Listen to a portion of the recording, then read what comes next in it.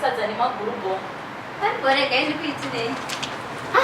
Unoziva chikafu kungotenga hangu but handina kana appetite. Iwe, basa redu rinotoda kuti todya sadza sesadza. Kwete zvekuvherera chikafu chiti appetite. Idya apa. Haisi nyaya yesadza, nditori pama1 pakaipa. Kochi futi. Kona imbozivei kuti bamukuru kundipinza basa kwavakaita vachazoda something. Ndozvingatokupa stress izvozvozvo. Small ngoitaka zvavari kuda upedzi. Uri kuziva kuti vari kudei? Vangagodei naye bamukuru. Vari kuda sex. You don't tell me. Ende vanoshura baba. Saka wakawa chichi.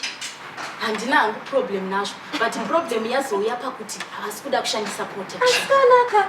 Kuvakaita nhumbu mwana wekuda nemeso sababa yavo noti chii.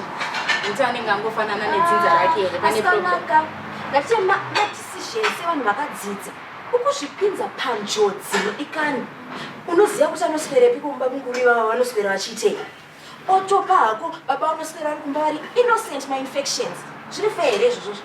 Ndiriweka ndaitoenda paHR ndinoripota nyaya iyi. Kwa HR handiendi. Ko vakadzingwa basa. Ko vakasungiswa. Ndizvozvo chaizvo. Tichatofanira kutoenda kumapurisa kuVFU kunotomhangara nyaya iyi. Itori sexual abuse. Abuse chaiyo. Inini hangu handizodi zvangu zvekuzotukwa nedzinza rese kuti ndakasungisa bamukuru. Asikana, nyaya iyi painoshatira iwe chete. Ita ma-decisions ari wise. Otoripota nyaya iyi isati yakushatira mangwana. Alright, ndichaona kuti ndingaite sei. Ngatichitorei sadza redu titetiendeso.